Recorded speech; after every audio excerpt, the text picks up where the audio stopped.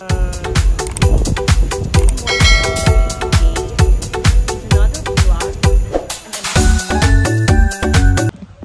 everybody, I'm back at this is time we're at Isik Fishpan. I'm here with one of the apo, Rodley. So we're gonna tour the fishpan as it is. So ilang hectares to dito, Rod? Kalimut ko ba? Pero parang sobra siguro mga 1 hectare, sobra no more or less pa ganit ng ano. Ilang fishpan kayo meron dito? Like this one here, guys. I-rotate ko lang ang camera, ha. And so, nandito na tayo sa fish pan nila. So, eto dito na fish pan, Rod. Anong laman dito? Talagang milk fish lang ito dito? Milk fish. Tapos may saag na tilapia. Ayan, so may milk fish. Ito yung isa sa pinaka-biggest pond nila na is with milk fish. So, if you pass through this place, pwede kayong mag-buy, no? Kung ano. Pero may mga season kasi yung pag-harvest nila ng bangus. So, parang this time around, so ngayon is November, mga December daw. So, ito yung second na fish pan. Hanggang doon kayo? Sa inyo din? Punta tayo doon? Hindi. Beyond, di na. May ikutan dyan? Wala na.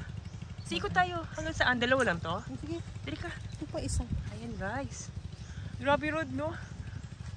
Mahirap din mag-maintain, Rod. Tapos you were not giving any feeds na, Rod. Anong ginapakain nyo sa kanila, Rod? Built-in, lumot. Ah, lumot. Built-in.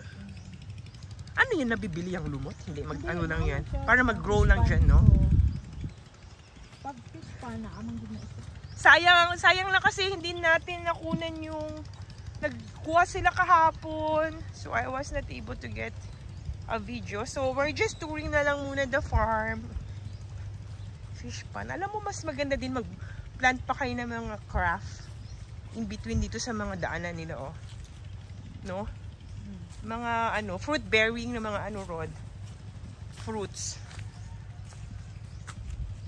Rod?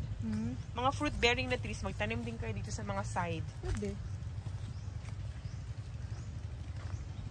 Tapos, pwede kayo mag-come up ng parang na mag-fishing. Parang additional income. Kaya gusto mag-fishing, may mga fishing rod, ganyan. Gusto nyo mag-invest ng gano'n? Tingnan lang.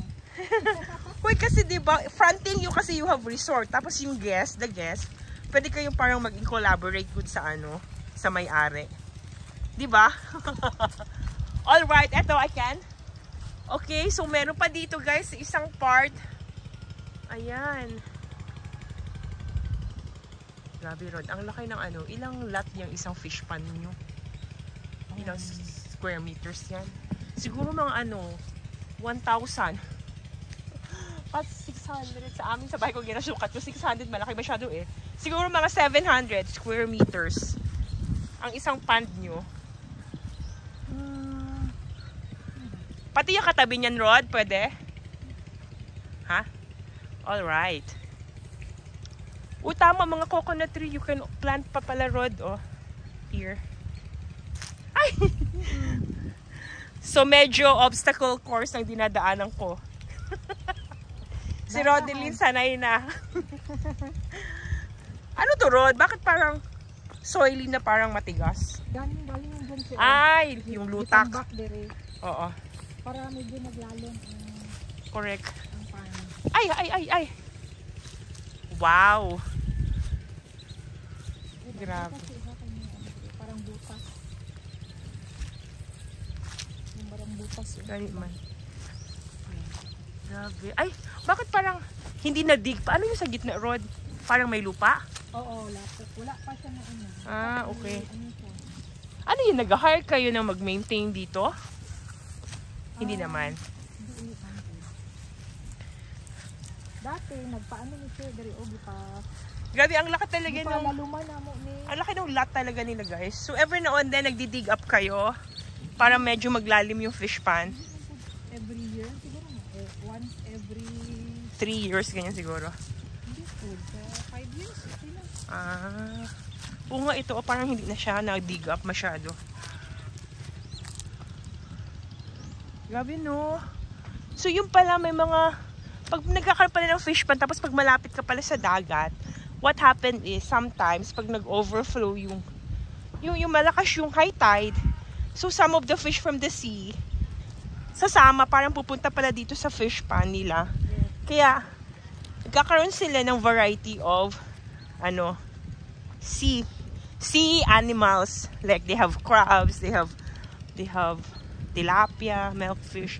Tapos meron din yung parang isang kind ng milkfish from seawater. Ano yung tinawag nila kanina, Rod?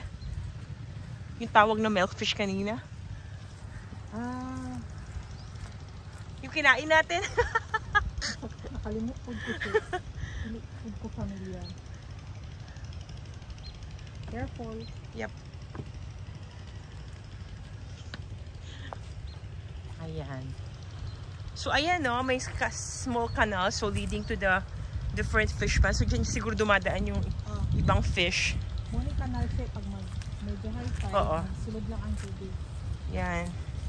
Imagine mo, saan yung crab ninyo nakuha, Rod? Parang lumabas lang? Talaga? Grabe, no? Pag mag-harvest kayo, pa-order, ha? At least makakain ka ng crab. Gani man. Ayan, ang laki ng pan nyo. Grabe, dapat talaga, no? I-ano nyo to. I-maintain nyo talaga, i-treasure nyo talaga itong property ng inyong lolo. Correct. Ayan. So, I guess we're done. So, you've seen the Isik fish pond here now at Baliton. So, meron pa pala tayong isa doon. We'll just go there one last time. Ayan. So, grabe. Parang ang haba ng nilakad natin, Rodalina. Nag-tour lang di ay. Nag-tour lang tayo. Grabe, no? So, ito yung canal na from, galing, connecting to the sea. Celebes Sea. Ayan, so, ito na yung last natin.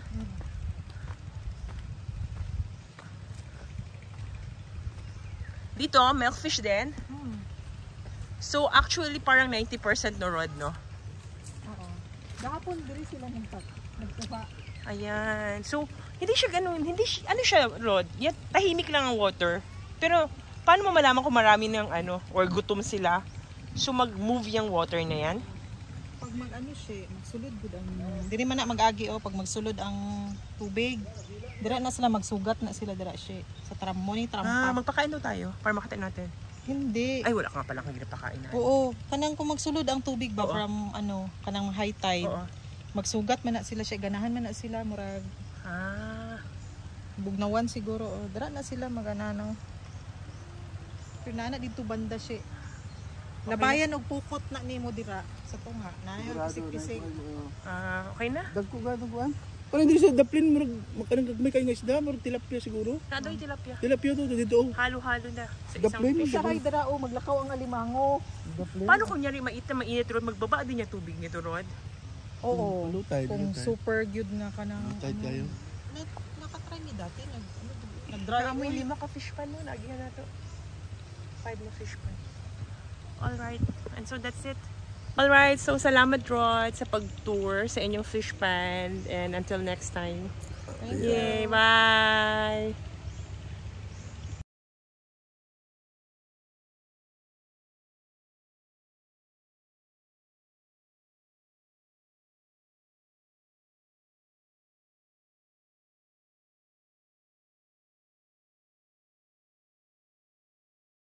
Oh, Wag niyong Chona ha, and Miriam, if you're seeing this, so next time tayo naman magpunta tayo dito.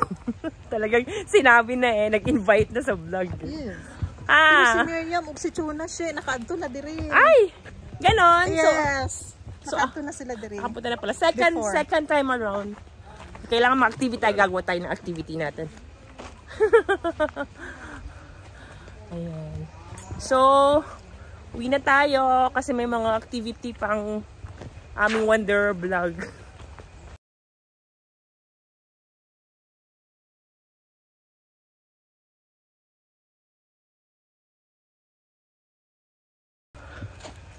Kanin, dili na ni inyo, ano? Kanang fish pan diri, oh. Ano? Apil na. Ha? Wala na yung magipak, anuhan ganina. Ay, dili man siya, food na. Wala man siya na... Kadaming aso, oy. Wala ba siya nabuhian dyan? Too many dogs. Yan ang mga gwardya. Grabe. Kailangan siya kay para may gwardya diri. Ay, diri ito. Uy, ayoko ng aso. I'm scared. Napraning bigla eh. Ba't sila doon nagdaan? Hindi man dito magdaan. Park din. Ano to road? Yung mga ganito road? Dati nagpuyo diri ang Oo. kuya ni father. I see. Oh, diri sila pod na. So, parang ano na lang siya. Pag retire niya, nagdiri pod sila next day. Alam ko na pala kung saan yung punas ni Sarah. Nasa bulsa ko. Ay, nako. Iskay. Kasi ayan ang buon. Iskay siya. Oh my gosh! Sa tayo ng Beijing. Kainis. Sign of... So, we're passing to coconut trees, on the way to the highway. Lamiga simba. Gani man, doon na lang kaayo. Yeah. Ayan guys, mayroong ano dito, church ng iglesia. Diba? Parang who would think na mayroong church dito na ganito kaano. Pasulod. Diba? Nice kaayo. Dagan pag i-develop road, no? Kani inyong halighapon, no? Diri, no?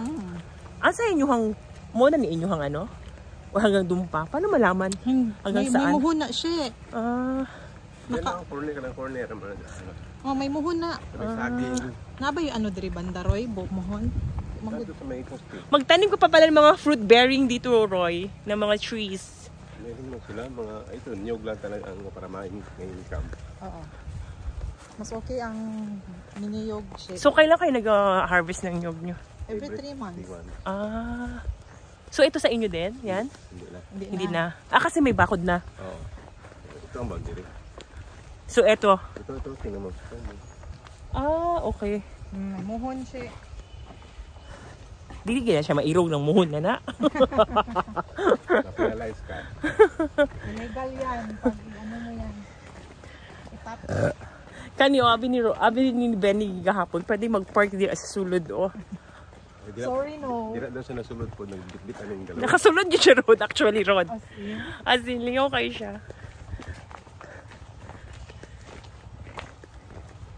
Ay, grabe, no? Nakaabot ng mga laagan mo, lagi mga vlog-vlog ba, mga itag content. Tama yan. Ito kabalo. Kaburag kapuyan.